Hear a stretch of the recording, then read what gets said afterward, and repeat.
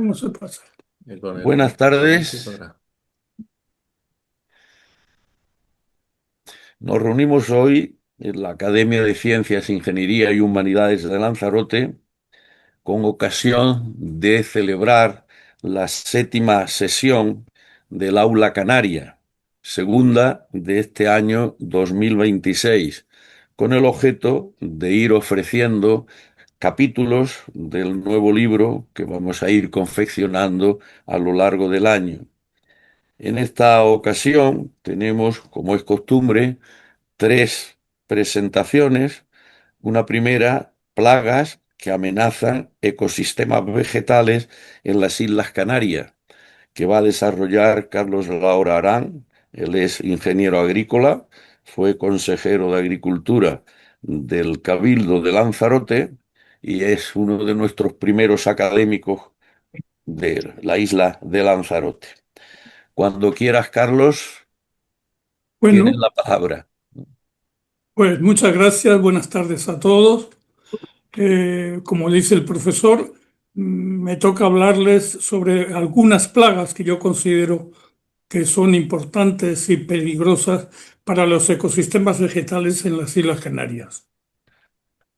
La situación geográfica de las Islas Canarias, cerca del Trópico de Cáncer, entre los paralelos 27 y 30 grados de latitud norte y próximas a la costa occidental del continente africano, produce en ese archipiélago un clima benigno de eterna primavera, al poderse estimar la temperatura media del archipiélago a nivel del mar entre los 18 y los 24 grados. Esta característica climática que proporciona a los seres humanos una sensación tan agradable, la temperatura ideal de bienestar para los humanos se sitúa entre los 20 y los 25 grados centígrados, dota también a la fauna entomológica que pulula el archipiélago de un medio ideal para su desarrollo, lo que se traduce en el caso de los insectos en una mayor fecundidad, al ampliarse el número de generaciones anuales y no existir en la práctica parada invernal que controle de manera natural su expansión reproductiva. Muchos de estos insectos viven a costa de los vegetales y cuando el número de insectos se multiplica a cifras inimaginables y afectan a las plantas cultivadas o cuidadas por el hombre, hablamos de plaga.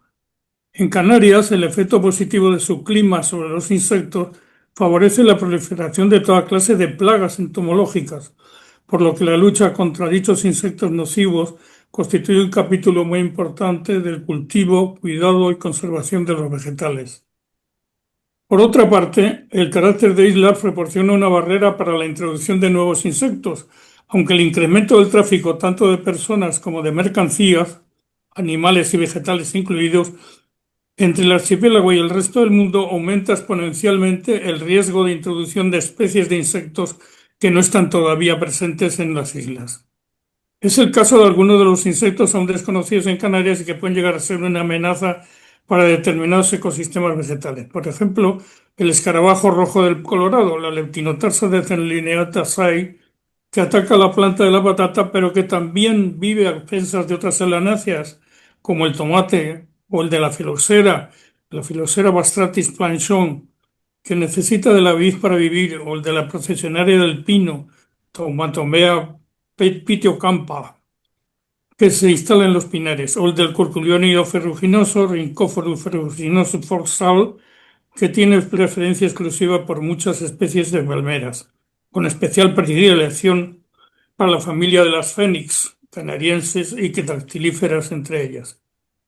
Vegetales todos ellos solanáceas, vides, pinos y palmeras que en mayor o menor extensión en cada isla ocupan en su conjunto amplias superficies en el archipiélago, pudiéndose hablar más bien de ecosistemas antes que de cultivos. Estas amplias superficies vegetales hasta ahora han estado al salvo del funesto ataque de estos insectos. Es por tanto el peligro que supone para estos ecosistemas la amenaza latente de llegada de estos insectos nocivos un problema permanente con el que tiene que enfrentarse el habitante de las islas para la supervivencia de esas importantes masas vegetales. Conscientes de la complejidad y profundo contenido técnico de las disposiciones legislativas que amparan la lucha contra la invasión posible de determinados insectos no presentes en el archipiélago canario, se ha cometido la edición de este opúsculo, cuya pretensión primordial es la difusión entre el gran público de algunas de las plagas que amenazan más directamente a unos ecosistemas insulares de gran importancia natural, económica y paisajística, con el ánimo de involucrar a la ciudadanía en este tema, tanto por la extensión y la conservación de esos parajes vegetales que exceden a un simple cultivo, como por su extensión y repercusión medioambiental. Es importante considerar que aunque los puntos oficiales de entrada a las aduanas en las islas de productos agrícolas, forestales y ganaderos se puede considerar como aceptablemente dotados para su control, no ocurre lo mismo con la vigilancia sobre los viajeros que llegan a las islas con sus equipajes, que pueden contener un insecto, una plantita o un saquito de papas que provoque una hecatombe ecológica. Es comprensible que el conocimiento de la compleja legislación fitosanitaria que defiende la frontera del archipiélago no esté al alcance de la ciudadanía. Por ello, esta comparecencia tiene por objeto hacer llegar a la ciudadanía la preocupación por el tema, esperando que de todos una mayor comprensión y colaboración en el cuidado y conservación de los ecosistemas vegetales en las islas. Porque todos los vegetales que pueden cultivarse en las islas se hallan presentes en los viveros autorizados implantados en el archipiélago. Por tanto, parece lógico recomendar la adquisición de las plantas que se necesiten a través de dichas instalaciones, que están al día en la normativa fitosanitaria y garantizan la sanidad vegetal y adecuación a la norma de las plantas que ofrecen al público.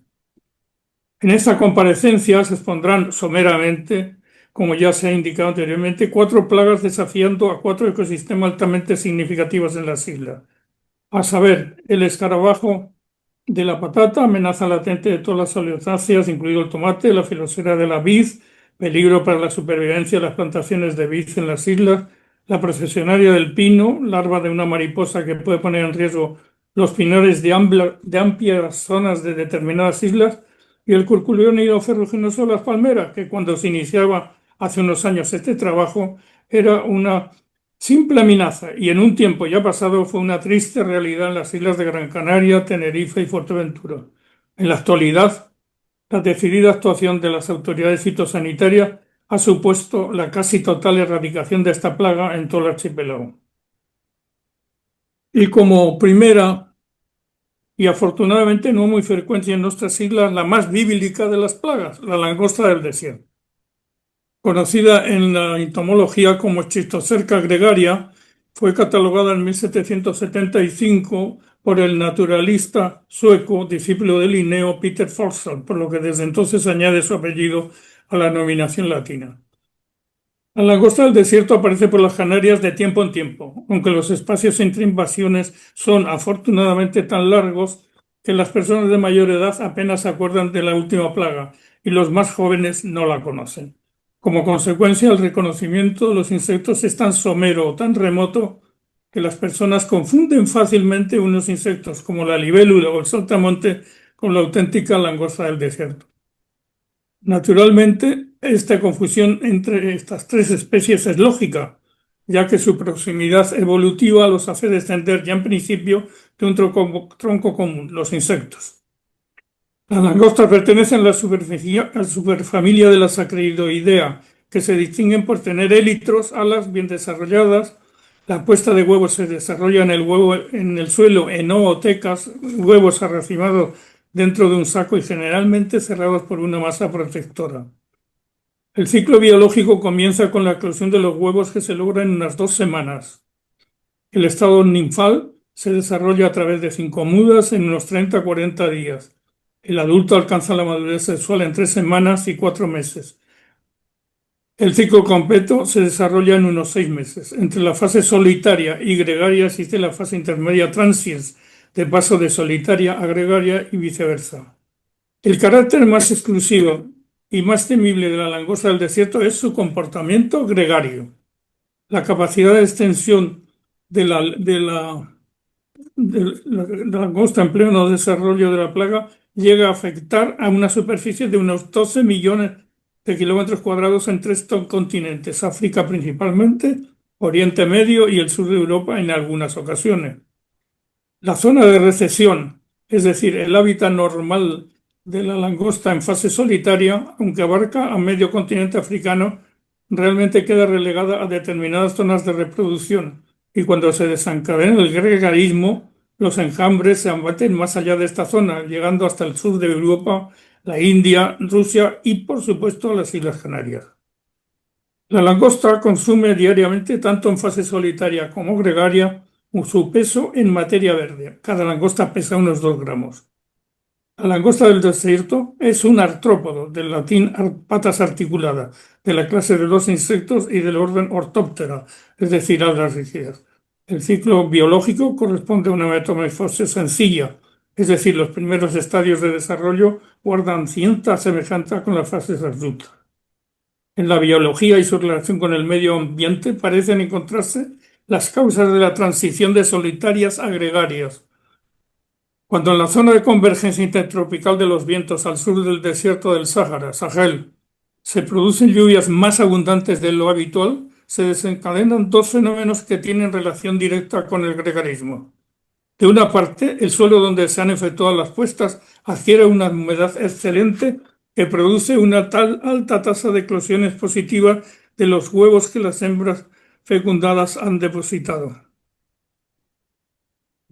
Y de otras se generan amplias superficies de nueva hierba, los vegetales y arbustos se desarrollan y por tanto la posibilidad de alimentación de esas amplias masas de nuevos insectos es real.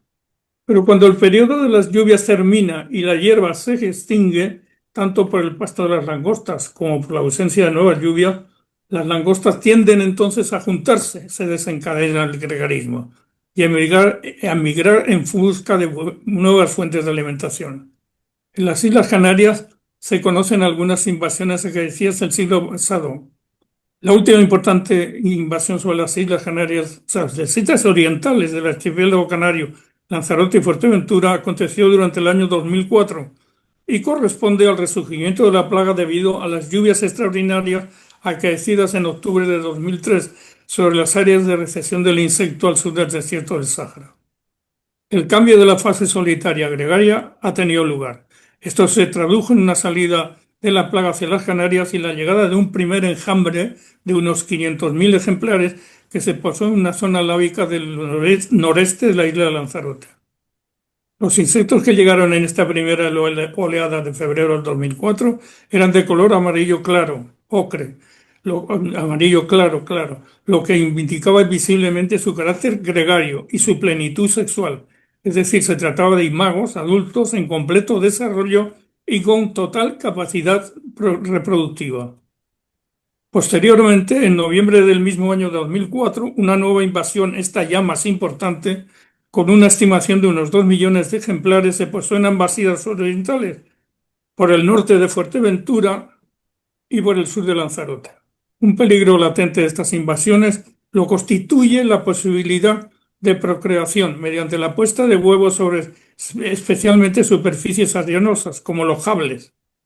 De todas formas, en las 85 ocasiones que desde el siglo XVI la langosta ha saltado a las islas, no se conoce que el insecto haya supervivido y pasado a convertirse en endemia, lo cual resulta obvio puesto que la langosta como insecto permanente en las islas no existe en Canarias, pero supone una amenaza latente. De tal forma es así que en los días finales del mes de febrero último de 2026, un grupo de langostas adultas aladas se posó sobre la zona arenosa de Famara, en Lanzarote, mientras que en Fuerteventura los informes indican presencia de ejemplares aislados. Se trata de insectos provenientes de la costa noroccidental africana, apoyadas en el viento de levante, donde las condiciones para el gregarismo se han dado este invierno. Lluvias más abundantes, de 135 a 180 milímetros, de lo habitual en la zona, que suele ser entre 45 y 100 milímetros, han favorecido una mayor supervivencia de los huevos depositados por las hembras. También han facilitado la obtención de manchas herbáceas sobre las que se han abatido los insectos, promoviendo el contacto entre ellos, dada la aglomeración de langostas sobre las zonas reverdecidas y provocando el aumento de serotonina en el sistema nervioso de los insectos. Las costumbres solitarias, aislamiento, aversión entre ellas, salvo el apareamiento sexual, saltos cortos, colores de camuflaje verde, cuando la cría, saltones, mimetizándose con el color de la hierba, amarillo, ocre, generalmente como el suelo arenoso desde su preferencia de la vida crepuscular, han cambiado a las costumbres gregarias. Propensión a aglomerarse, colores aposemáticos, muy vívidos, rosa, amarillo intenso, manchas negras en las alas, actividad durante el día, en definitiva, costumbres gregarias y un cambio profundo en la fisiología, morfología y vivencia de los. Paso ahora al escarabajo de la patata, conocido como Leptinotarsas decenlineata. Es un insecto del orden Coleóptero y la familia Chrysomelidae. Su apellido decenlineata corresponde a las 10 líneas de color negro, 5 en cada élitro, que se dibujan sobre el color rojizo de las alas. Por ello es conocido también como escarabajo rojo de la papa. El nombre de Leptinotarsas es un latinismo procedente del griego y que alude a sus tarsos, patas débiles. Un entomólogo, Say, lo encontró a principios del siglo XIX sobre solanáceas silvestres en lo que hoy es el oeste de Estados Unidos, concretamente en las montañas rocosas, en el territorio de Colorado, por lo que también es conocido como escarabajo del Colorado, Colorado Beetle. Sin embargo, en 1922 fue descubierto en Burdeos y a pesar de las intensas operaciones de control, la expansión del insecto por Europa no tuvo límites. En 1935 se encontraba ya en España, Bélgica, Eslovaquia, Rumanía y Rusia europea. En 1936 cubría ya Francia, Alemania, Estonia, Italia, Lituania y Luxemburgo. En 1937 Suiza, en 1943 Portugal. Y lo de las Islas Canarias en escarabajo rojo parece un milagro. Prácticamente todo el hemisferio norte está infectado. Y en nuestra área regional, Europa y la cuenca mediterránea, solamente las islas británicas, Dinamarca y la península escandinava, así como Israel, están libres de leptinotarsa. Los daños al cultivo son consecuencia de la enorme variedad de larvas y adultos que defolian completamente las plantas. Una medida importante es la prohibición de importar papas en estado fresco a Canarias, desde cualquier lugar donde exista el escarabajo. Es por ello que el comercio e importación de este tubérculo en las islas se desarrolla principalmente con las islas británicas. La filoxera de la vid. Cuando se contempla el viñedo de la Jeria en la isla de Lanzarote, se entiende que no solamente se está viendo un conjunto de vides en hoyos detrás de unas paredes de piedra, se está admirando la lucha del hombre por su supervivencia. La interacción entre el ser humano y la naturaleza que lo envuelve es algo más que un cultivo, es un ecosistema.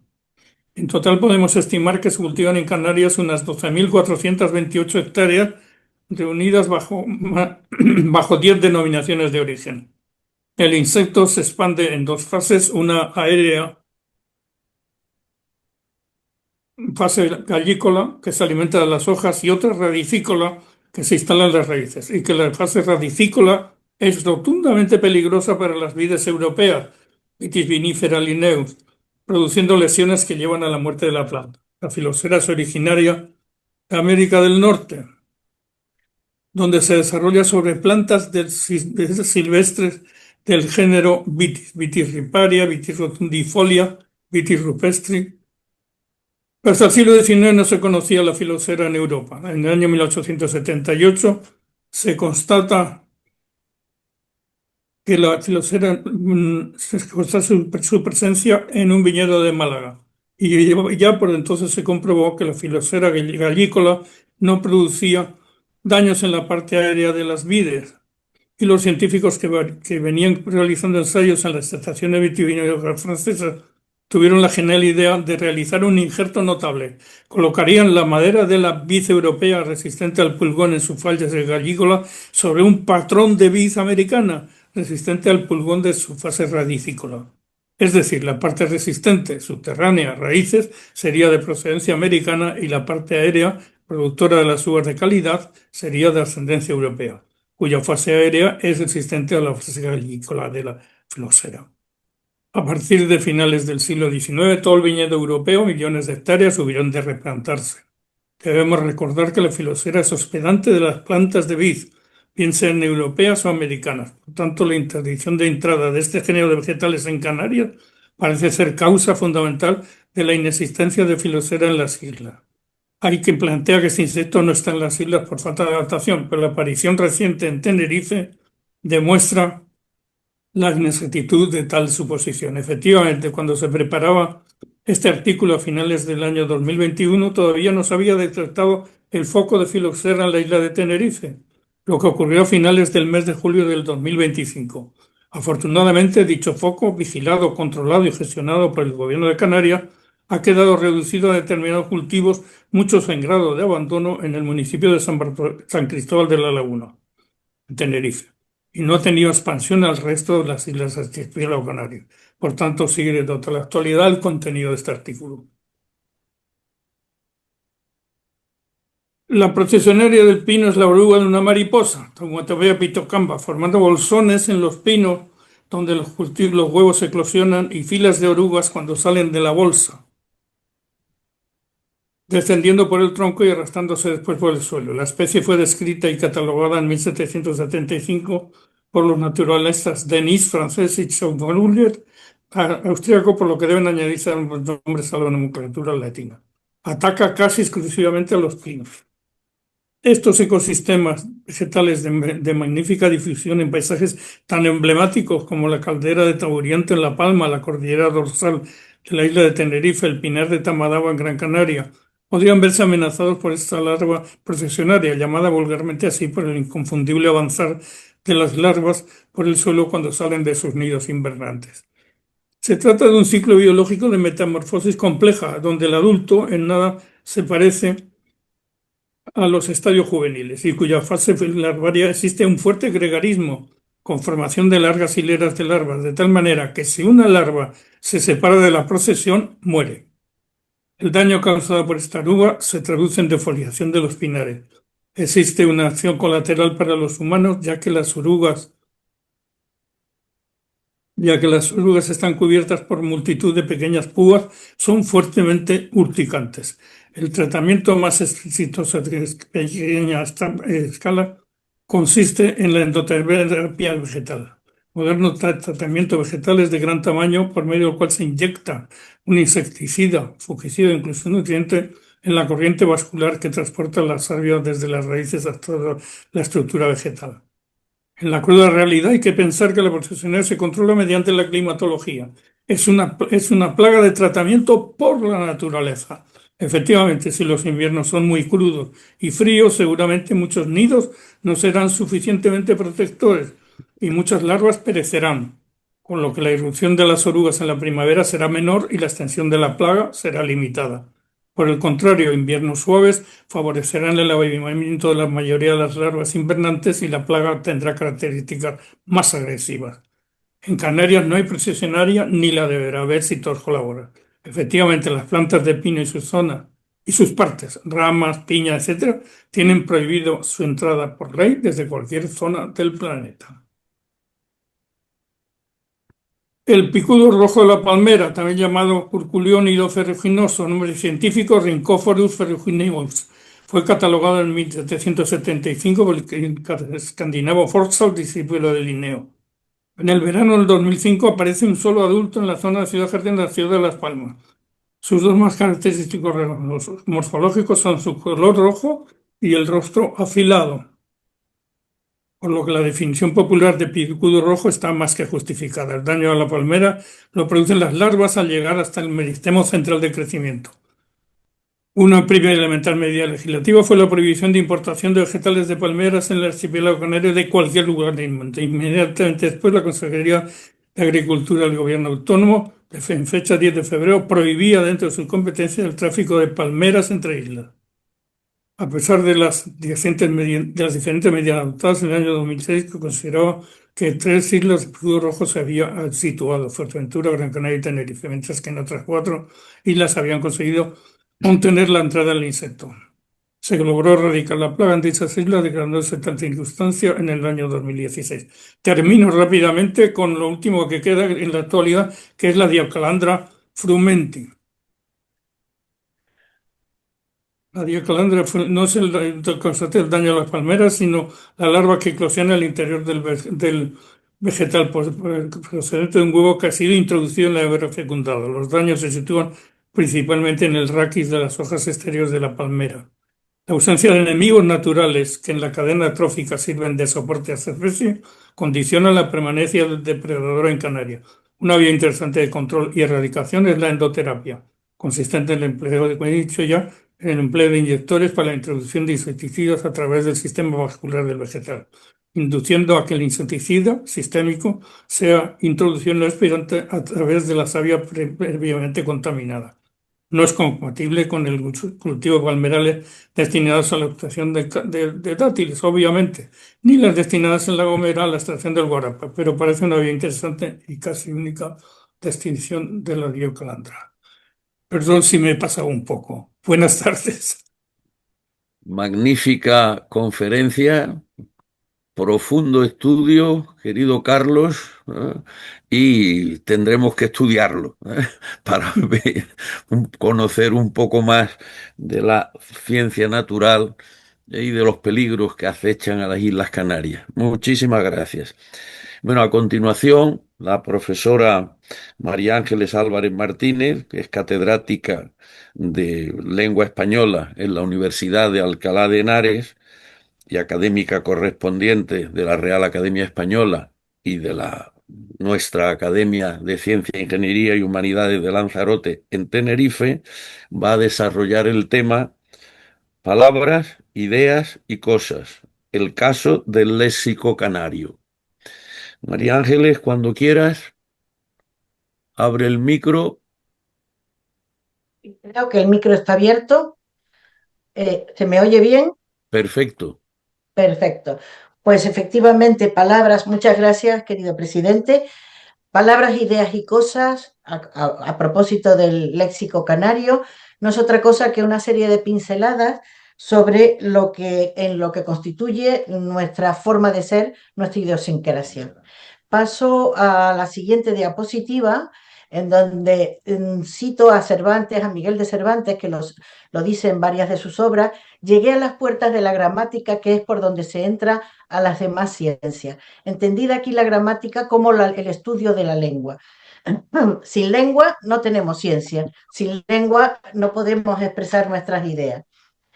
La lengua sirve, o digamos que son las tres ideas esenciales, sirve para la comunicación de los individuos, que es lo que parece que para lo único que sirve en estos momentos, siempre se habla de comunicación, pero realmente la lengua sirve para generar el pensamiento de los individuos y la lengua sirve para conformar la realidad que nos rodea.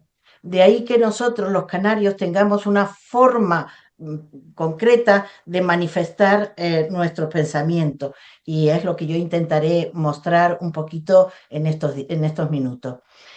Por supuesto, la lengua es un sistema de signos verbales doblemente articulado que permite la comunicación entre los individuos.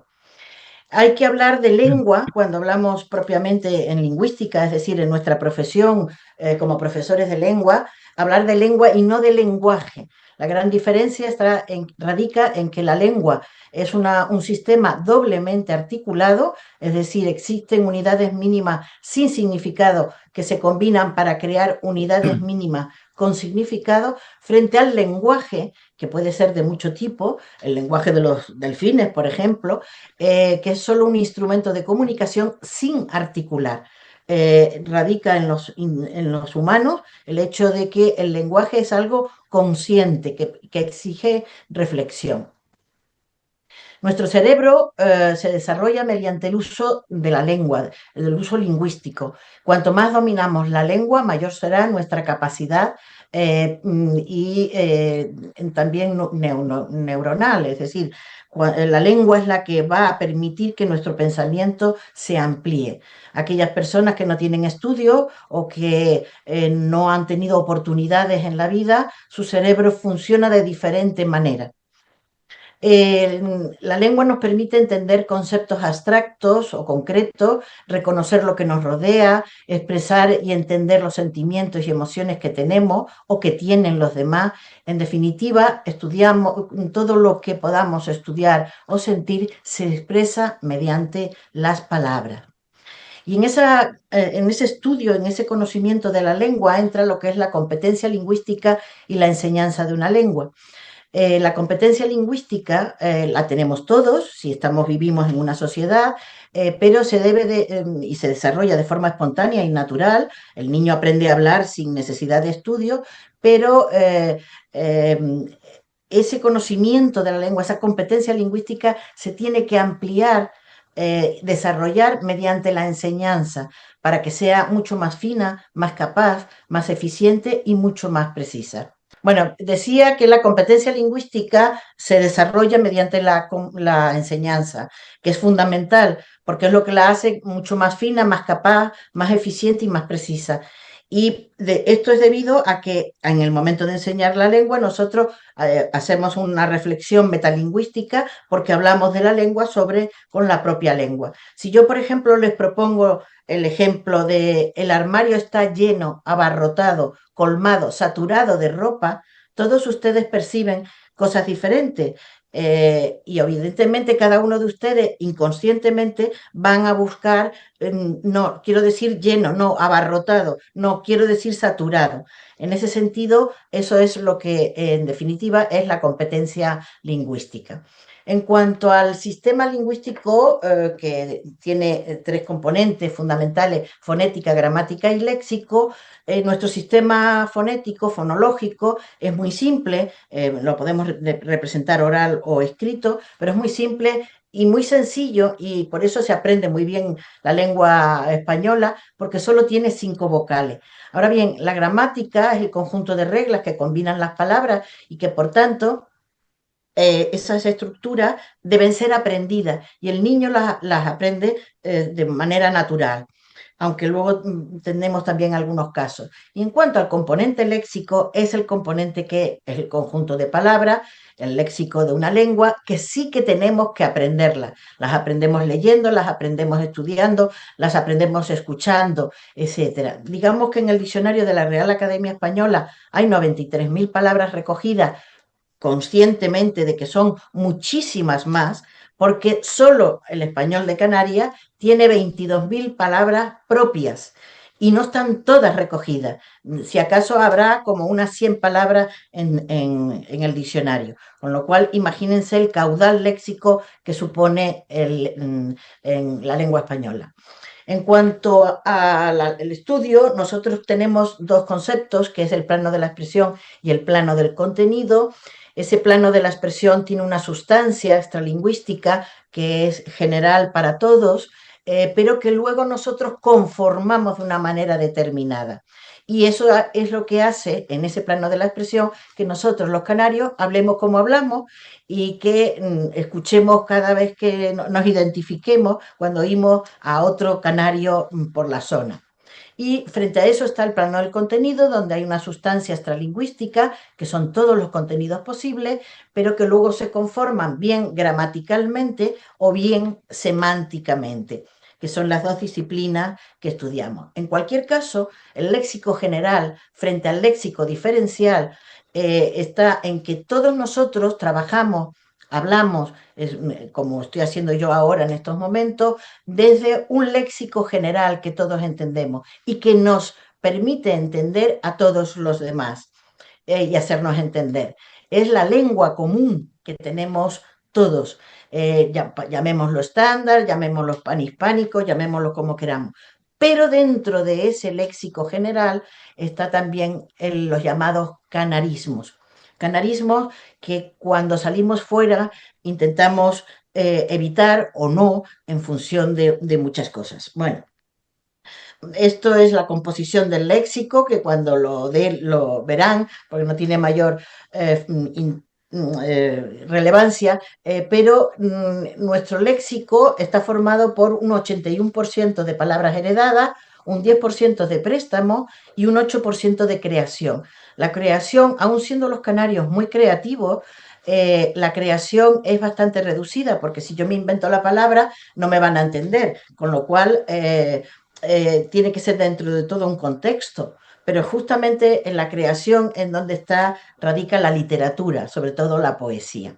Bien, fíjense que en los préstamos, por ejemplo, decimos que tenemos muchos términos árabes. Si hay 1.300 en los 93.000, 1.300 arabismos, galicismos 1.890, muchísimo más galicismos, es decir, muchísimos más términos franceses que árabes. Anglicismo, solo 672. Y ustedes dirán, si estamos invadidos por los ingleses, sí, lo que pasa es que usamos mucho los anglicismos, pero tenemos poco. Germanismos 242, gitanismo 58. Lo que sí tenemos muchísimo, como pueden ver al final de la diapositiva, americanismo. Hay recogidos en el diccionario de la Real Academia unos 27.000. Y en esos americanismos, muchas de las palabras están también los términos del canarios, porque por la influencia de la emigración canaria hacia América y de América hacia Canarias se nos han introducido muchísimos términos. Estas son las lenguas indígenas, los indigenismos, que los términos que puede haber. Por ejemplo, del quechua tenemos muchísimo, 359 palabras, pero por ejemplo del náhuatl nada más que también 473, pero del aymara o del guaraní, el guaraní es lengua cooficial en Paraguay, sin embargo son solo 115 palabras. Bien, dicho todo esto, nosotros disponemos de dos disciplinas, que son la dialectología y la semántica, para el estudio de las zonas concretas de todo el ámbito hispánico. Hablamos de dialectología, pero no porque el canario sea un dialecto. El canario, como cualquier otra variedad del español, son modalidades. Para que podamos hablar de dialecto, tiene que haber incomunicación entre la lengua madre, digámoslo así, en este caso sería el castellano, y la lengua derivada, que sería el canario. Obviamente nosotros hablamos con un castellano y si no tenemos problemas de ningún tipo. En este sentido, hay también que precisar que hay un léxico, que es un léxico nomenclador, que es el que permite referirse a las ideas, a las cosas, a los objetos, que puede ser concreto y abstracto. Existe un léxico terminológico, acabamos de escuchar una conferencia en donde la mayor parte de las palabras utilizadas eran terminológicas porque son propias de una profesión, de una ciencia, de un oficio. Y hay un léxico estructurado, que es el que organiza de una manera determinada en cada lugar de diferente forma lo que nos sirve para valorar, para expresar sentimientos, emociones, sensibilidad, empatía, sensaciones. Esto es lo más difícil de captar. Es decir, yo puedo hacer un estudio del léxico estructurado del español de Tenerife, pero en cuanto llego a Lanzarote ya me empiezo a perder. Si yo quiero hacer ese mismo estudio, por ejemplo, en Bogotá o en Buenos Aires, me pierdo del todo, porque cada uno organiza de manera diferente las cosas. Obviamente la literatura me ayuda muchísimo porque la literatura, si recoge de forma adecuada los términos, me va a permitir entender los contextos en los que se emplea. Y también dentro de estos conceptos está la denotación y connotación. La denotación es lo que significa la palabra y está recogida en el diccionario tal cual, y la connotación es lo que no figura en los diccionarios, pero que yo conozco perfectamente, porque la uso, porque son mis ideas asociadas y de mi sociedad, de mi grupo social, asociadas a esas palabras en cuestión. El léxico canario es rico en connotaciones, no solo porque nos retrotrae a nuestra infancia, a momentos entrañables de nuestra vida, sino también a la forma expresiva de sus habitantes, que tienen un curioso sentido del humor y de la creación lingüística. Todo esto se ve recogido en los diccionarios y en los corpus lingüísticos, pero los diccionarios son en principio y por principio siempre un elemento muy, muy reducido. Se llega hasta donde se puede llegar. Ni siquiera la obra del Diccionario de la Real Academia Española es capaz de recoger, de dar una visión cerrada de todo el ámbito hispánico. Por el contrario, los corpus lingüísticos recogen cientos de miles de documentos, porque lo hace la inteligencia artificial, pero no está la labor del lexicógrafo y en ese sentido el dar tanta información dificulta bastante al lexicógrafo para que puedan trabajar. Bien, Tenemos también la fraseología, ahora con los corpus se pueden tener muchísimos más elementos y mayor información. Y por tanto la fraseología está muy en auge en estos momentos. Pero tenemos en contraposición lo que es la globalización, las redes sociales y los medios de comunicación. ¿Qué sucede? Que ahora estamos más conectados que nunca y por tanto estamos sufriendo mayor influencia que nunca, perdiendo lo propio por captar lo general.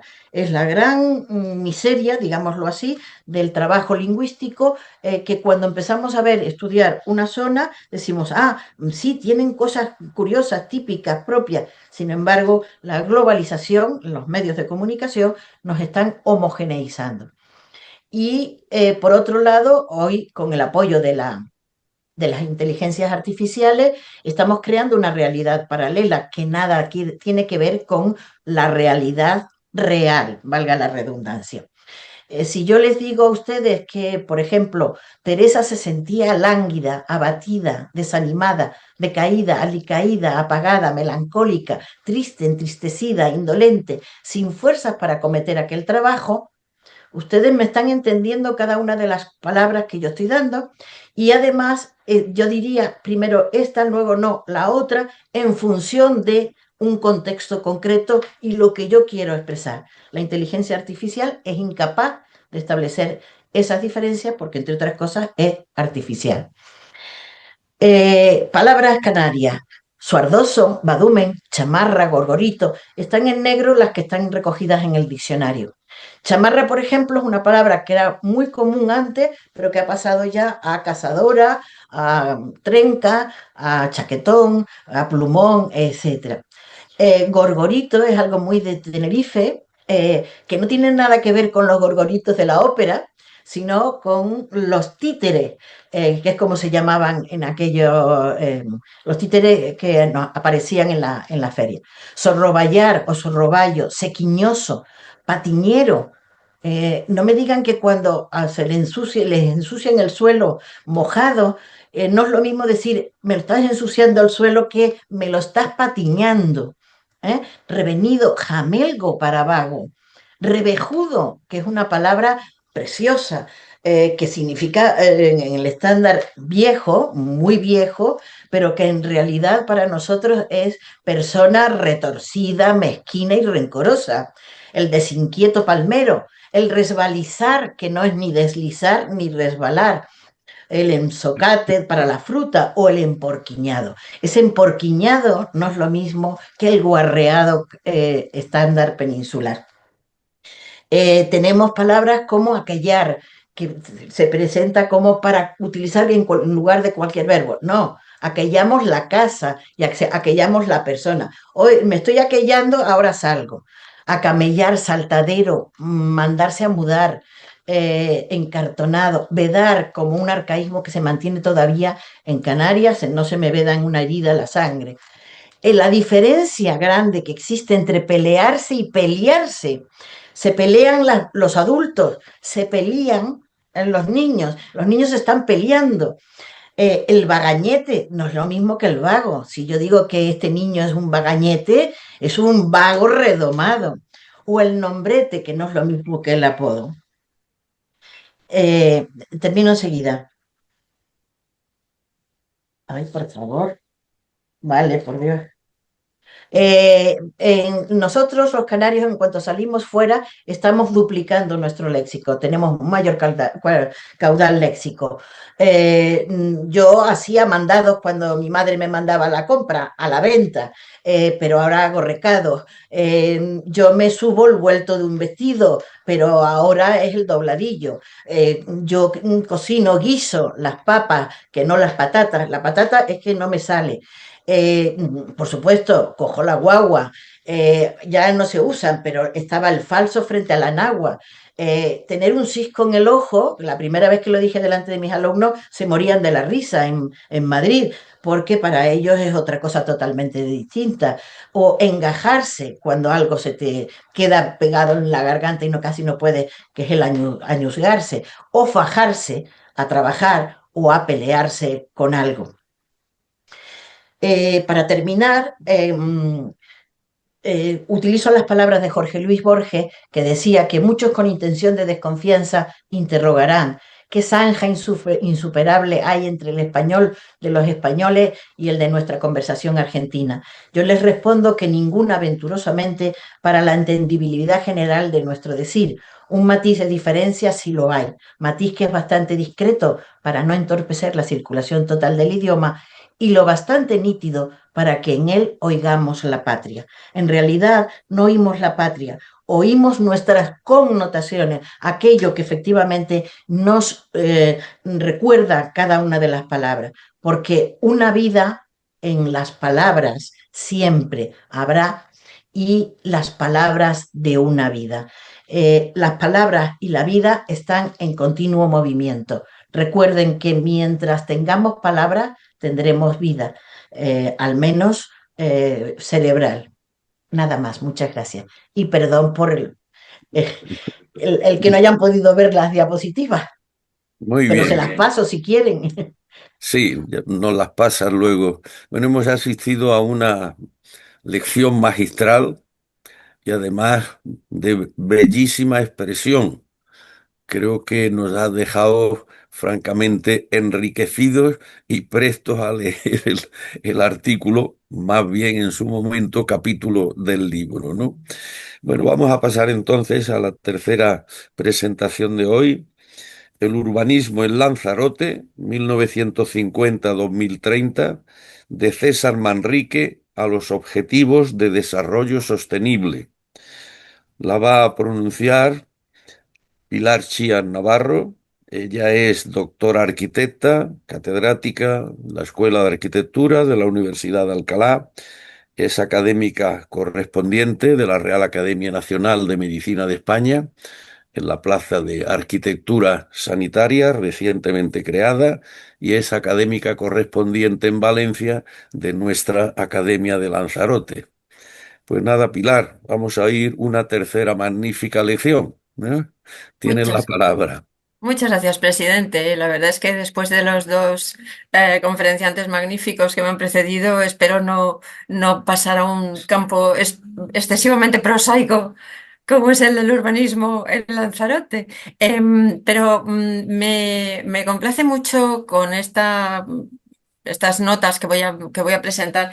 Me complace seguir la línea que dejó ya anunciada Roque Calero en el aula canaria del 23 de febrero, porque él estuvo hablando del Plan Canarias 2030. Entonces yo creo que viene bien para complementar estas ideas que él dejó sobre la mesa. El ámbito que he elegido de 1950 a 2030, pues en cierto modo continúa la línea que comentaba de Roque Calero. Claro, yo me he basado en las primeras ideas para el desarrollo de Lanzarote que propuso César Manrique. Por eso ahora explicaré por qué es ese el marco temporal. Después hablaré brevemente del punto de inflexión que supuso la obra de Manrique, basada en unos aspectos teóricos, en su práctica profesional también, en colaboración con otros profesionales, y lo que supuso para el despegue de lo que se llamó entonces en la prensa la Isla Mágica a causa del turismo. Luego brevemente hablaré de la planificación territorial, de algunos hitos, valores, retos y estrategias de Lanzarote y la respuesta actual ante el turismo basada en datos. Y finalmente haré una breve reflexión sobre si de verdad siguen vigentes las ideas de César Manrique en la actualidad. 1950 es el año en el que Manrique hizo su primer trabajo en Lanzarote, que es la Plaza de las Palmas, y con lo que consiguió la puesta en valor del centro de Arrecife. Si se fijan ustedes en esta intervención, Manrique consiguió recuperar la memoria urbana. Y esa recuperación de la memoria urbana es lo mismo que se ha hecho a continuación, o sea, en la reciente renovación de este espacio público, se ha respetado esas pautas de Manrique. Por una parte, el entorno protegido de la iglesia de San Ginés, el aljibe histórico de los barcos correillos, que todos ustedes conocen, el trazado original también de la plaza se ha rescatado. Se ha preservado la flora representativa, la casuarina, la palmeria canaria, el ficus. se ha implantado el riego por goteo como medida de ahorro y de sostenibilidad, y la renovación del espacio público se ha basado en la accesibilidad universal y en la reforma y recuperación de la estética manrigueña, que luego hablaremos un poco más de ello. Em, Cuando Manrique empezó a liderar en el año 66 del siglo pasado con el Cabildo el proceso de transformación de la isla, se basó en unos pilares teóricos y en unas obras. En los pilares teóricos fueron la creación de una conciencia ambientalista en Lanzarote y la preservación del patrimonio natural, que consiguió a través de sus dos publicaciones del año, básicamente de las dos publicaciones de dos libros que fueron Lanzarote, Arquitectura Inédita y Escrito en el Fuego.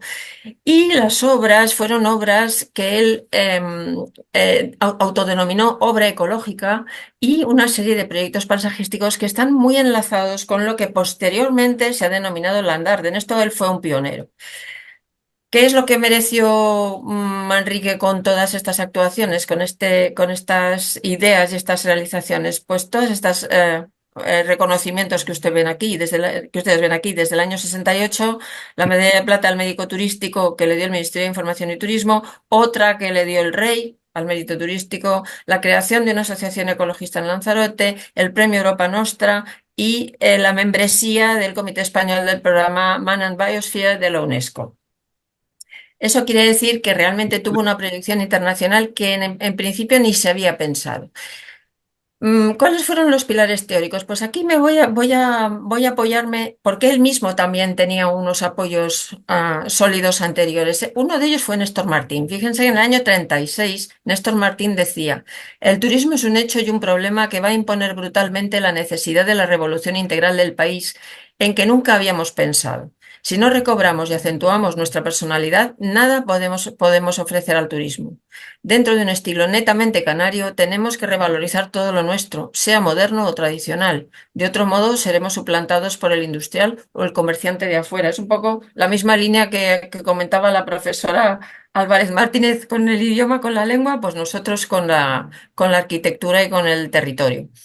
Y nada menos que 81 años después, Mario Alberto Perdomo continuó con esa misma línea que decía: la vinculación de la isla a una nueva economía relacionada con el encuadre de los recursos paisajísticos en el marco del turismo era el sueño de una minoría ilustrada, pero se hace con un patrón inédito, sin antecedentes. El único antecedente que había eran estas reflexiones de Néstor Martín. Manrique imprime un sello conceptual y material único, determinado por la asociación entre recursos naturales propios, patrimonio cultural autóctono y transformación moderna de espacios paisajísticos singulares en los que se integran naturaleza y arte total. Todo ello en el contexto de una concepción del desarrollo turístico modulada por la sensibilidad ecológica y una anticipada cultura de los límites, en la que la calidad se antepone a la cantidad y se privilegia la ordenación racional del territorio frente al consumo indiscriminado de suelo.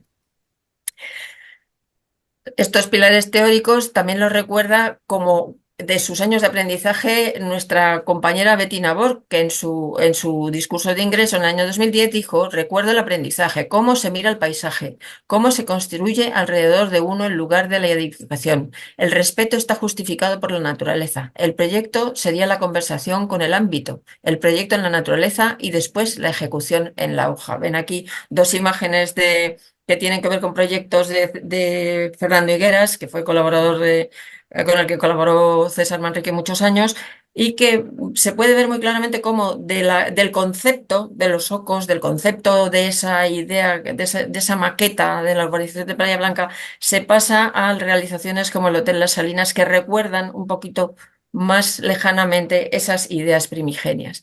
Y continuaba también con las enseñanzas de Manrique Luis Morales Padrón, que decía: había que cuidar el paisaje y aprendimos a trabajar sin estropearlo. Y fue él quien nos sensibilizó a todos. Claro, a partir de ahí Manrique siguió trabajando, ¿no? A partir del proyecto de la plaza, uno de los primeros proyectos que, en general, todos los proyectos de Manrique, sobre todo estos proyectos territoriales, han durado muchísimos años. Empezaron, fíjense ustedes, este Frente Marítimo de Arrecife empezó en el año 59 y hasta 2018 no se terminó el islote de Fermina, y supongo que seguirán en obras. Entonces, es interesante ver que esta materialización es muy alargada en el tiempo. Claro, da tiempo a que cambien los conceptos, incluso las necesidades urbanísticas. Pero sí que es importante tener en cuenta que ese concepto de César Manrique unifica y estructura los proyectos puntuales. En este caso, el parque infantil, el Charco de San Ginés y el islote de Fermina. Siguiendo con el Parque Frente Marítimo de Arrecife, el parque infantil, que es hoy el Parque José Ramírez Cerdá, el proyecto original fue de Gregorio Prats, que diseñó la planta, los muros exteriores, parterres y maceteros. Y luego la segunda fase que la hizo Manrique fue con el arquitecto Manuel de la Peña, incorporando nuevos elementos. Ven ahí los elementos que hay y lo que queda todavía, la tienda de souvenirs, por ejemplo, y el monolito volcánico. Otra de las intervenciones que acabamos de ver, el Charco de San Ginés. Fíjense el contraste entre lo que era antes de iniciar la recuperación en el año 84 y cómo se ve ahora, cómo luce ahora el Charco de San Ginés. Y otra tercera intervención que he mencionado es el islote de Fermina, que se estiró desde el año 68 hasta 2018, que también incluye un montón de elementos, pero si se fijan, tiene ya una derivada hacia el ocio y el turismo que los primitivos proyectos de Manrique no mostraban tan claramente. Ese mismo tipo de actuaciones se puede ver también en el Puerto de la Cruz, en Tenerife, en el embellecimiento de la Costa Martiánez, el lago, el proyecto de Parque César Manrique y el póstumo, el fin de obras de la Playa Jardín en 1994. O sea que más o menos ese mismo concepto que aplica en Arrecife se extiende a otros ámbitos como Tenerife o como este Frente Marítimo de Ceuta, que también el anteproyecto, como ven, se alargó bastante. A la izquierda tiene una imagen muy bonita antes de la intervención y a la derecha cómo quedó después. Claro, evidentemente la mejora urbana es muy, muy notable y se aprecia muy bien. Si pasamos ahora a la planificación territorial actual y vamos a ver brevemente esos hitos, valores, retos y estrategias. Es importante mencionar esto que ven a la izquierda, que Lanzarote, digamos, ha sido objeto de numerosas declaraciones para protegerla, tanto como reserva de la biosfera del año 93, nada menos, como luego otras actuaciones como el Sistema Integrado de Gestión para la Sostenibilidad, realizado por la Oficina de la Reserva de la Biosfera, que coordina los proyectos a nivel regional, insular y local, la Agenda 2030, siguiendo las directrices de la ONU, la Agenda Urbana de la Unión Europea y la nueva Agenda Urbana también del año 2016. A la derecha aparecen actuaciones más recientes todavía. La Estrategia Lanzarote 2020, que está promovida por el Cabildo y los municipios de San Bartolomé, Teguise y Arrecife, del año 2013, que persigue lo que ven ahí, en equilibrio económico, la obtención de datos fiables para poder planificar con conciencia, el seguimiento y evaluación de acciones e impactos, una dinámica de desarrollo metropolitano, porque tengan en cuenta que esto prácticamente la costa es una conurbación continua, y luego la estrategia Conurbana Azul. Para gestionar todo esto se creó la Unidad de Responsabilidad Social Corporativa, que fue muy importante por el Consejo Insular del Cabildo, fue el que lo creó en el año 23, y vamos a centrarnos en estas dos acciones. Por una parte, la estrategia Conurbana Azul de Costa Teguise y por otra, la Agenda Urbana de Lanzarote y La Graciosa del año 24. Las dos coinciden en ese desarrollo urbano inclusivo, seguro, resiliente y sostenible. Fíjense, la estrategia Conurbana Azul de Costa Teguise esta zona aglutina el 70% de la población de Lanzarote y tiene los problemas que ven a la derecha. La imagen de la izquierda, como ven, es un documento técnico de los planos de información del Plan Insular de Ordenación de Lanzarote y tienen muy, muy claramente separado lo que son núcleos urbanos principales, pequeños núcleos urbanos, núcleos rurales y núcleos turísticos. O sea que fíjense cómo se ha extendido como una mancha de aceite la urbanización.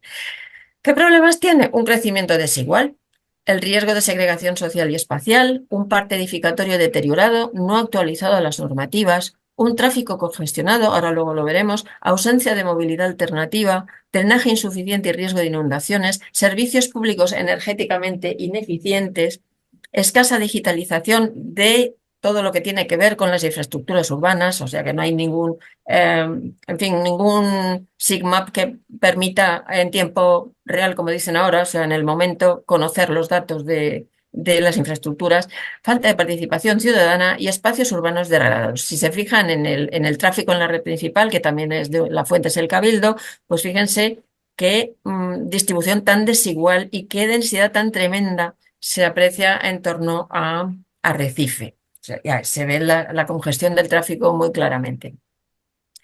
Si hablamos de la pirámide de población, fíjense en esta línea. Esta línea es la que marca los 36-39 años, o sea, esa banda de edad. ¿La ven? La línea discontinua roja marca eso. ¿Qué pasa? Que como ven, está subiendo hacia arriba, se está desplazando hacia arriba toda la pirámide de edad, cosa que por otra parte no es sorprendente porque pasa en toda España. Pero es importante tenerlo en cuenta porque el envejecimiento es un factor fundamental a la hora de planificar el futuro. Y también, por ejemplo, a la hora de planificar las infraestructuras. Fíjense en la red de distribución de agua potable en el área urbana, también de Fuente del Cabildo, cómo se limita a unas zonas y hay otras que están bastante menos bien abastecidas. Hay un montón de datos, en estos años se han ido recopilando estos datos por objetivos estratégicos, que son los que ven. Los objetivos estratégicos corresponden a esos colores que tienen arriba, son unos iconitos de los que hablaré después, pero los datos que se han recopilado en estos años, precisamente para paliar esa carencia que veíamos anteriormente, pues afectan a todo, a la densidad de vivienda, superficie verde, densidad de población, vivienda protegida, en fin, hay un montón de indicadores, como ven, hasta 39 indicadores para saber cómo está el estado de la cuestión. Y con estos indicadores y esos objetivos se ha hecho un diagnóstico. El diagnóstico es el siguiente. El crecimiento de la población anual es del 1,8% en 10 años y la suma total de habitantes es de 157.000. La población está envejecida y es dependiente. Un 18% son personas mayores. Hay un aumento creciente y además también aumenta la diversidad cultural, lo cual es una buena cosa. Desarrollo territorial disperso de baja densidad. Antigüedad del parque edificado, lo que hemos visto antes, anterior a 1980, poco eficiente y además no ajustado a las normativas. Incremento de viviendas principales, pues fíjense, 250% entre 1970 y 2011, solo 60.000 en 2023. Y además hay problemas de accesibilidad a la vivienda por especulación y escasas viviendas protegidas, que son solamente el 5%. Hay un incremento notable también de las segundas residencias. El desempleo constituye el 12% de la fuerza laboral de un total de 75.000 personas. Escasa concentración de actividades, que esto es digamos, un reto muy importante y porque afecta además a esa futura expansión económica. El crecimiento del parque de viviendas, como ven, es muy desigual. La densidad de población, las densidades son desiguales. Todo esto es una lectura de la tabla que tienen a la derecha. O sea, estoy resumiendo los indicadores que aparecen a la derecha. Se favorece el transporte privado por esa dispersión y se dificulta la movilidad sostenible y la accesibilidad universal.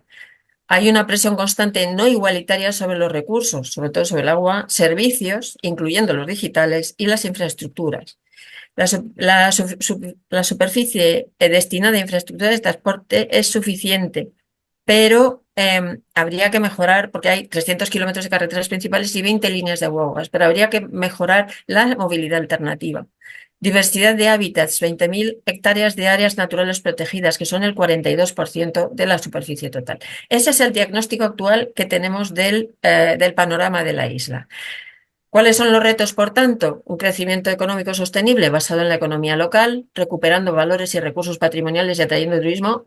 Me imagino que les suena de lo que acabo de leer de César Manrique. O sea, podría trasladarse directamente las palabras de César Manrique a estos retos. Atender a las necesidades de la población, mejorar las viviendas, los espacios públicos y las infraestructuras, desarrollar la movilidad blanda, la intermodalidad, esto también es muy importante, y la interconexión, precisamente en ese territorio tan disperso.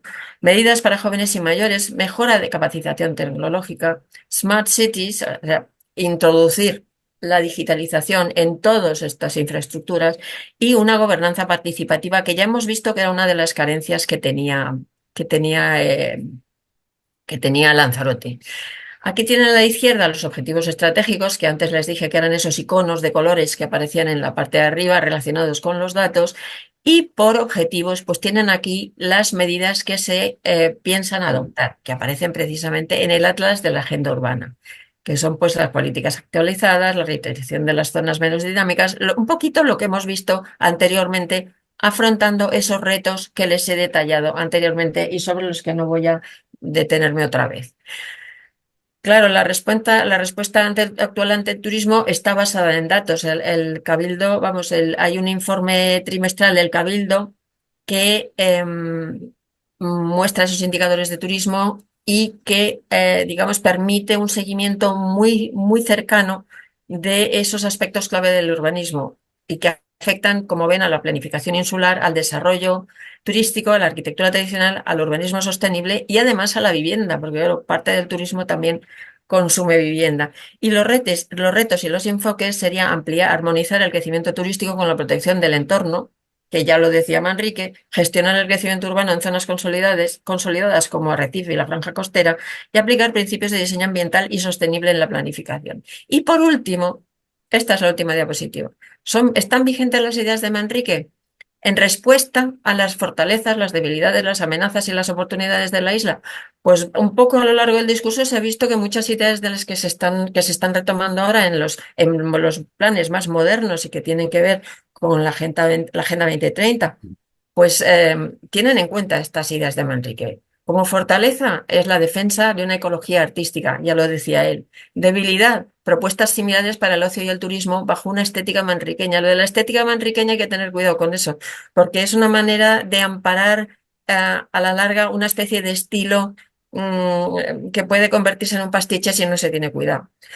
Amenaza, preservación del patrimonio natural y cultural ante la presión turística y especuladora. Y oportunidad, la creación de la conciencia ambientalista en Lanzarote, que también inició Manrique. Y nada más, muchísimas gracias. Pues muy bien, vaya análisis y crítica que ha realizado, ¿eh? Pues nada, A a toda velocidad, pero sí. hemos asistido a tres presentaciones magistrales y que yo creo que será una oferta que le haremos a Lanzarote y a Canarias entera cuando dispongamos del nuevo libro, ¿eh? Canarias 2026. Una gran tarea que se está haciendo desde la Academia de Lanzarote. Pues iniciamos el diálogo después de decir que muchas felicidades y muchas gracias a los tres intervinientes y que tienen de plazo un mes para entregar el escrito. ¿De acuerdo? Bueno, pues venga, a ver, ¿quién quiere hacer alguna pregunta? Primero preguntas a cualquiera de los tres.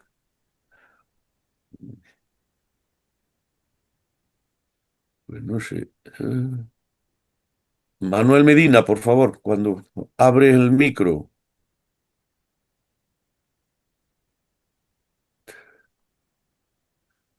Manuel Medina, ¿no?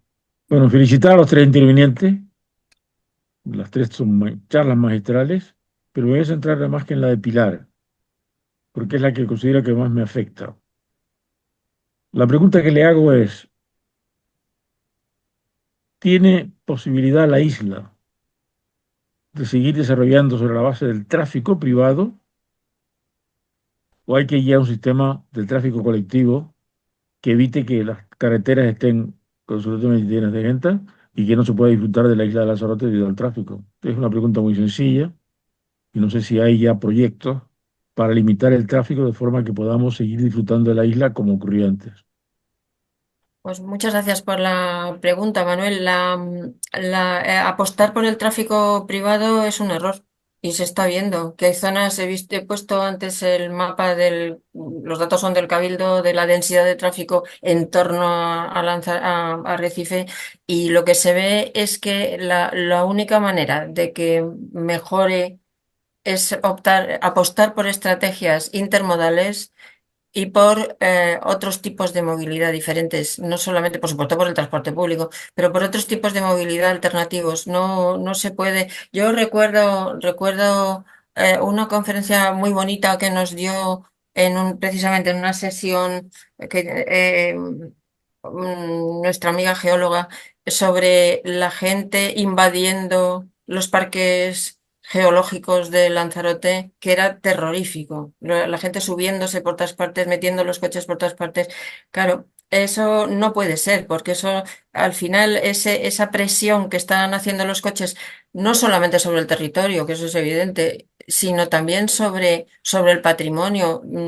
Acuérdense, si se han acercado recientemente al jardín de cactus, todo lo de alrededor son aparcamientos. Es que es terrible, playas de aparcamientos. Eso no debería ser. Entonces hay muchas posibilidades de hacer otras cosas, por ejemplo, hacer puntos de intercambio de manera que la gente deje el vehículo privado y no se acerque a determinadas zonas, más que a través o de otros medios de transporte o de transporte público. No sé si he contestado. A ver, ¿alguna otra cuestión? Yo tendría una. Roque Calero.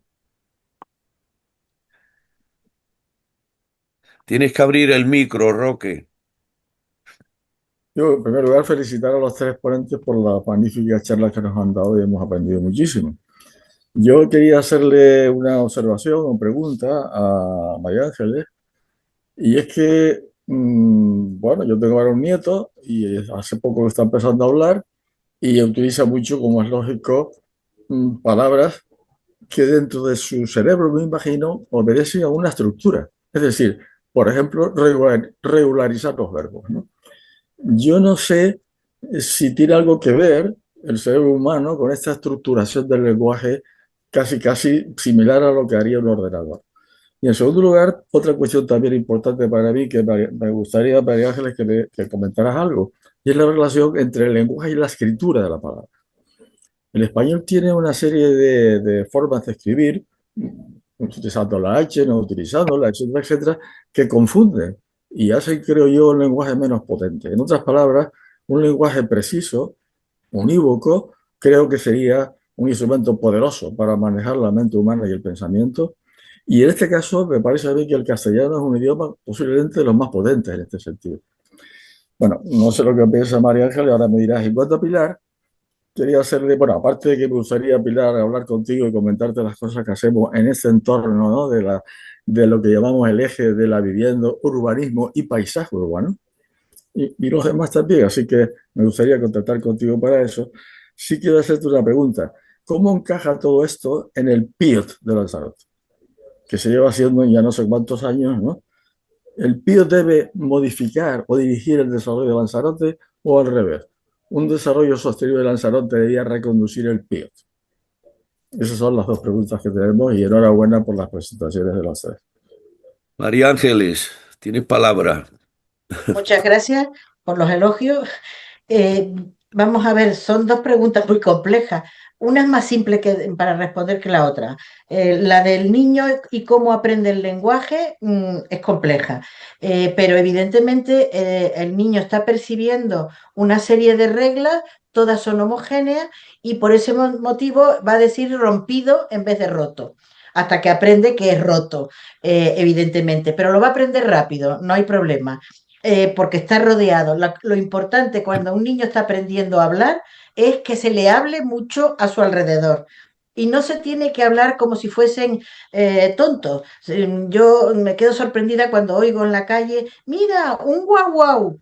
Llámenlo perro, que es como se llama, no guau guau. O un totó, no, no, perro, que es como debe ser. Es la única manera de que el niño efectivamente desarrolle sus capacidades lingüísticas de forma natural. En cuanto a la escritura, efectivamente tenemos la H. Nosotros los canarios tenemos un doble trabajo para escribir cuando va con C o va con S, etcétera. Pero la escritura es lo que fija en nuestra mente todas las palabras y la lengua. No sé si ustedes han tenido alguna vez la experiencia de no sé cómo va, se escribe esto, lo escriben de las dos formas y entonces dicen, ah, es así, porque visualmente lo estamos percibiendo. Nuestra ortografía es muy sencilla, a pesar de la H. Es muy, muy sencilla, de las más sencillas. Es decir, prácticamente escribimos lo que pronunciamos. Piensen cómo es el inglés, lo que pronuncian y lo que escriben. En ese sentido, no es ningún problema. Tenemos el problema añadido en el caso de Canarias, como digo, por el ceseo, y también tenemos el problema añadido de la H, que bueno, ahí está y no nos sobra, que tampoco es porque es etimológica en la mayor parte de los casos. Espero haber respondido la pregunta y muchas gracias por la felicitación. A ver, Pilar. Bueno, también muchas gracias por, por la felicitación y también por la pregunta. A ver, el Plan Integral de Ordenación del Territorio que corresponde a la ordenación del territorio político territorial de Lanzarote tiene tres apartados. Por una parte, los instrumentos de planeamiento en tramitación, los informes preceptivos sectoriales y por otro, los informes potestativos.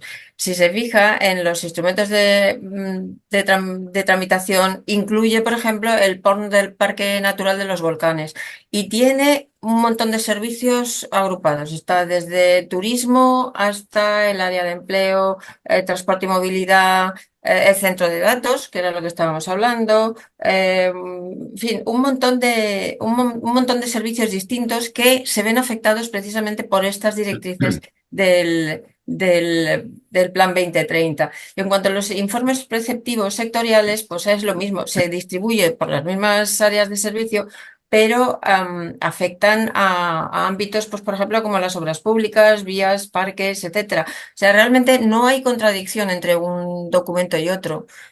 Claro, lo ideal sería que la voluntad política de que el PIOT llevara a cabo todas las, digamos, directrices que aparecen en los otros documentos. Pero eso, una cosa es lo que uno quiere y otra cosa es lo que puede hacer. Entonces yo, claro, ahí tampoco podría decirle cuáles son de verdad los problemas que tienen para poner en práctica determinados aspectos, ¿no? Mira, perdóname, Pilar, te voy a hacer una pregunta más concisa. ¿Podría haber hecho César Manrique lo que hizo si antes hubiera habido un plan insular de ordenación del territorio de Lanzarote? Pues probablemente sí. Vamos a ver, esto es como cuando los arquitectos nos dicen, o los arquitectos decimos, que aquí somos los arquitectos los que solemos protestar, decimos, claro, es que he tenido que hacer el edificio así porque la normativa me obliga. Pues César Manrique habría hecho lo mismo, habría hecho lo que tenía que hacer obligado por la normativa. Yo no, ahí no veo mayor problema. Eso es simplemente, eran otros momentos, pero ahora lo habría hecho igual. De hecho, muchos de los proyectos de Manrique se están desarrollando casi anteayer. Y esos, desde luego, se tienen que atener a la normativa, caiga el que caiga. Entonces, por eso digo, yo no veo mucho problema en la normativa. La normativa no tiene por qué coartar la creatividad. Lo que pasa es que hay que esforzarse más. Eso también es verdad. Creo yo, ¿eh? Muy bien. Muchas gracias a las dos, ¿eh? Gracias. A ver, ¿alguna otra pregunta? Juan Luis. Eh, sí, bueno, buenas tardes a todos. Ha sido magníficas las tres intervenciones, muy entretenidas y además muy interesantes. Y como el tiempo es oro, voy a ir muy rapidito porque quería comentar varias cosas. La primera, a Carlos, un ejemplo también de a veces la preocupación que tenemos por terceros y por los de fuera. Pero no vemos también que internamente luego hay una cierta dejación para ciertas cosas y explico. En el 2010 en La Palma se detecta la cochinilla mexicana por primera vez llegar. 10 años después se detecta ya en Gran Canaria y también en Lanzarote. En 2026 seguimos con ella, obviamente, pero las medidas que van tomando desde el 2010 probablemente no han sido ni mucho menos las suficientes, a la vista está, pero tampoco la alarma ha llegado cuando hemos visto cómo ha devastado todo el entorno de muchas tuneras y muchos espacios que tenemos en Lanzarote. Ahí un poco cuál es la opinión que tienes sobre esto, Carlos. A María Ángeles, comentarle también que ha sido fantástica la intervención. Cuando te referías a 22.000 palabras, Canarias, ¿te referías a porque son de uso habitual o porque son de construcción local, como algunas de las que has comentado? Porque han variado en alguna parte, ¿no? Ahí comentar dos anécdotas muy rápidas, pero que son muy bonitas. La primera, lo de chamarra que has comentado. Chamarra se dice menos, yo siempre he usado la palabra, sigo utilizándola, pero la uso porque yo soy de origen vasco, mis padres y mis abuelos y mis tatarabuelos no decían chamarra, sino zamarra, que es el origen, ¿verdad?, de chamarra en castellano, y luego aquí. Y la segunda anécdota que a mí me gusta mucho contarla, la cuento varias veces porque es un intercambio cultural precioso, y es que en México, donde he vivido bastantes años, se dice gis, y en España se dice tiza. Sin embargo, el origen de gis viene de cuando los españoles fueron allí, de gypsum, yeso, del latín, mientras que tiza, que es lo que se dice en España, viene del náhuatl, de tiza, que es un intercambio de palabras muy interesante en el sentido de que ambos han olvidado el origen de la otra parte, ¿no? Y bueno, por último, Pilar, preguntarte también, ha sido fantástico el tema de arquitectura, siempre a mí me apasiona.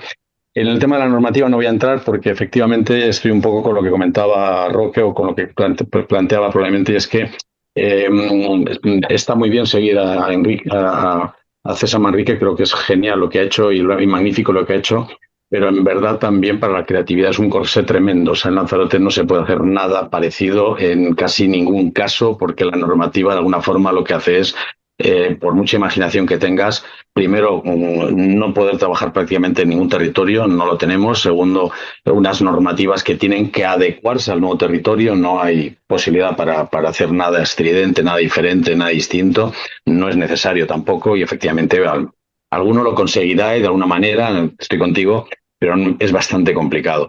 Pero lo que quería comentarte un poco es que en el reto del desarrollo tenemos una disyuntiva. Nosotros queremos desarrollarnos, pero no queremos crecer.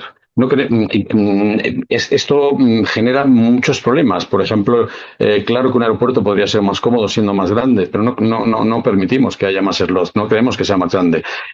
La movilidad también, hay espacios de movilidad como tenemos la doble carretera, por ejemplo, que hay de Yaiza a Playa Blanca, una doble de un sentido, perdona, las dos son dobles y las dos son de ida y vuelta. O sea, no cabe la posibilidad de hacer una de ida y otra de vuelta, porque obligaría a ocupar unos arcenes, pues, convertirla en autovía, implica usar espacios con carácter rústico, que no se está dispuesto a ceder ni un metro de calzada. Tenemos problemas con los ciclistas que ocupan territorio y espacio y hay accidentes y no podemos separarlos porque no puede crecer el espacio de asfalto. Bueno, hay un problema de competencia, ¿no? En el sentido de que compiten. Y comentar el tema también del plan de los planes, ¿no?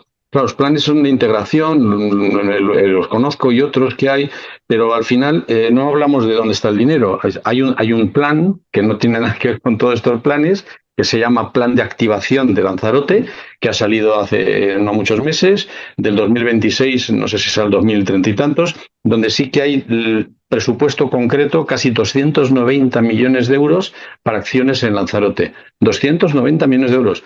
Son más de 1.000 páginas el documento resumido, es decir, es muy amplio y señala exactamente dónde va a estar el dinero. Luego están los planes, pero el dinero es para hacer esas cosas que están en el plan de activación. Y a veces hay cierta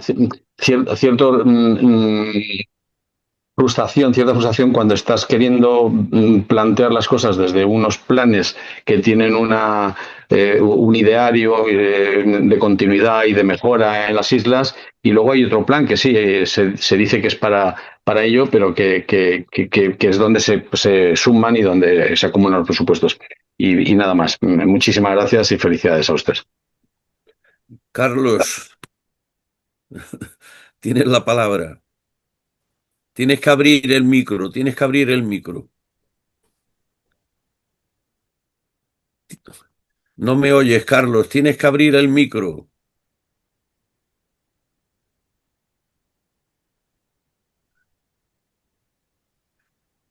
Que abra el micro. Ahora. Ya está, Sí, ahora. bien, contesto lo mejor que pueda, porque yo me jubilé en el año 2010 y por lo tanto estas cuestiones me vienen bastante de relance, es decir, las conozco por la prensa, etcétera, etcétera, etcétera.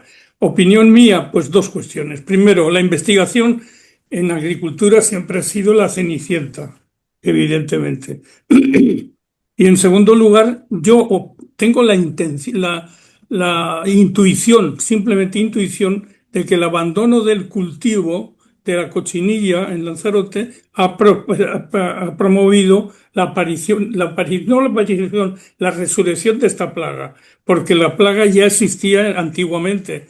Lo que pasa es que era mayor la producción de cochinilla de verdad que la cochinilla americana.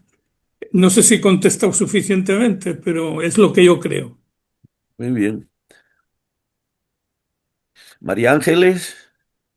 Bien, las 22.000 palabras son las que están recogidas en un diccionario, el único de todo el ámbito hispánico, diferencial del español de Canarias, que lo hicimos tres profesores de la Universidad de La Laguna, en aquella época estaba yo en La Laguna. Son 22.000 palabras que tienen un significado en Canarias que no está recogido en ningún otro lado. Por tanto, y no se refiere solo a nombres de plantas o de animales, sino a palabras como las que decía Suardoso, que viene de juarda, de la crema esta para las pieles, o emporquiñar o revejudo. Es decir, son palabras que han cambiado el significado de una manera determinada y se han podido recoger en el caso del español de Canarias. 22.000 palabras distintas. Jamelgo es una persona vaga, no es el rosín cansado que se supone que dice el diccionario. O el revejudo, a mí que el de revejudo me encanta. Y en cuanto a chamarra, efectivamente es la zamarra. Lo que pasa es que la chamarra era la cazadora de piel por fuera y por dentro con los velloncitos de la piel de las ovejas, que ya hoy no existen, o creo que no existen, que ahora ya pues son todas sintéticas y todo lo demás. Me ha encantado la anécdota de lo de la tiza. No la conocía y está muy bien. Nada más. Muchas gracias. Muy bien. Pilar. Bueno, muchas gracias también por la pregunta, Juan Luis. Claro, eso de queremos desarrollarnos, no crecer, eso es una elección básicamente política. O sea, lo que quieran los ciudadanos y voten es lo que saldrá. Me refiero con esto a lo siguiente. Vamos a ver, uno de los objetivos, bueno, se ha visto entre las debilidades de la isla es que hay la cualificación de una gran cantidad de población en edad laboral es muy baja y no hay suficientes oportunidades para desarrollar una economía. En este momento no hay suficientes oportunidades para desarrollar una economía boyante alternativa al turismo. Claro, cifrarlo todo en el turismo, pues al final es un peligro, salvo que apuestes por otro tipo de turismo. O sea, empieces a filtrar el tipo de turistas que quieres acoger, que es un poco lo que hizo en algún momento Marbella y lo que han hecho otros centros, otras zonas turísticas. Claro, si tú limitas la gente que quieres que vaya a un gente con alta capacidad adquisitiva y además das la posibilidad de que los habitantes desarrollen un cierto tipo de economía que ya se ha visto que la agraria no puede ser, que la de la pesca está ya tampoco es suficientemente competitiva, hay un montón de aspectos de la economía rural que ya no tienen ningún sentido. Entonces hay que dar alternativas. Claro, esas alternativas no puede ser la especulación con el suelo, de ninguna manera, ¿no? Entonces, claro, ¿qué es lo que se puede hacer? Pues lo que se puede hacer es formar, ser imaginativo para implantar nuevos tipos de industrias o de digamos, empresas que permitan aportar los suficientes ingresos para que la isla se desarrolle, pero no a costa de la propia isla. Claro, eso también lo que decía el otro día, salió una noticia en el museo. El Museo del Prado no quiere más visitantes. Va a limitar el acceso de visitantes. Bueno, claro, el Museo del Prado lo puede hacer porque tiene ya una trayectoria muy consolidada, pero es que yo no sé si se limita ahora, por ejemplo, los ingresos por turismo en Lanzarote, yo no sé si eso bruscamente sería bueno. No lo sé, eso es una cuestión que bruscamente no sería bueno en ningún caso. Pero a lo mejor era una manera, ir reduciéndolo era una manera de fomentar alternativas para el crecimiento de la isla en ese otro sentido, ¿no? En un sentido de no perder la identidad y de mantener esas cualidades que tiene y no depender tanto del dinero que viene de fuera o de la especulación. No lo sé, en fin, es una Muy, pregunta muy bien. tremenda. Bueno, vamos a concluir dándole la palabra a Gerardo, que la tiene solicitada, ¿eh? Y ya con esto cerramos porque llevamos ya más tiempo del que habíamos reglamentado. Gerardo. Muchas gracias por las magníficas conferencias. No es ninguna pregunta, sino en los años 50, a principio, las islas estaban pobladas de guirre. Recuerdo en La Gomera, bandadas de guirre. Y resulta que por la langosta hubo una invasión muy grande de langostas. Recuerdo ir por la autopista y casi no se veía porque las langostas se levantaban como una nube.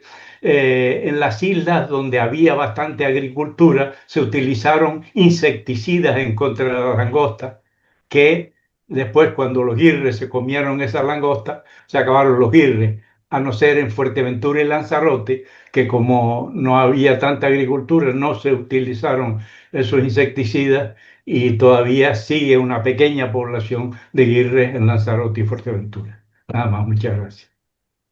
Bueno, había dicho que no habría más preguntas, pero bueno, Jaime Benítez de Soto está levantando la mano. Sé breve Vale, tanto como sea posible. ahora sí, es un comentario a Pilar. Pues, bueno, tenía un par de preguntas, pues las voy a dejar un poco aparte, que tienen que ver un poco con ese desarrollo urbano que he hablado. Era una preguntarle un poco sobre las Oye, te infraestructuras. oímos, te oímos mal, ¿eh? Te oímos mal. Sube el volumen. ¿Ahora mejor? Ahora. Vale, no, que tenía un par de preguntas para Pilar y un comentario. Las preguntas las voy a olvidar un poco, tenían que ver con las infraestructuras, instalaciones urbanas, eh, con- consumos, gestión de residuos, el estado de las aguas, los fondos marinos, etcétera. Pero esto lo que ha dicho es un tema que a mí bueno, me toca de cerca por turismo y por economía. El desarrollo de economías que están basadas en turismo y entonces, cómo conseguir yo por experiencias, cómo conseguir desarrollo sostenible, por experiencias previas que he intentado en otras regiones de España, como La Rioja o Castilla León, depende en un 99,9% de la voluntad de los políticos de turno, que por lo general no la tienen. Vías hay, se pueden presentar, pero es verdad que eso siendo un tema para un desarrollo aparte enorme, lamentablemente, lo que suele haber siempre que me encuentra es una carencia absoluta de interés político por hacer absolutamente nada. Ya, lo que voy a decir. Muy bien, pues Pilar, cierras tú. Bueno, Venga. es que es verdad, es que es un problema muy serio, pero no es un problema irresoluble. Él ha citado otras comunidades, ahora hay uniones de municipios, por ejemplo, del sur de Europa. Europa tiene dos bloques de uniones de municipios, uno de los municipios del norte de Europa y otro del sur de Europa. Y son zonas menos desarrolladas o más despobladas por razones muy diferentes. Por una parte está Escocia y por otra parte está Castilla-La Mancha. O sea, quiero decir que son zonas que tienen en cuenta esto. Se han unido para hacer determinados desarrollos. Por ejemplo, es verdad que nada se puede hacer si no hay una buena infraestructura de telecomunicaciones. Eso es se ve y la gente lo dice, la gente que no se va al campo porque no tiene buena cobertura de internet, por ejemplo, a trabajar. Eso sería una posibilidad.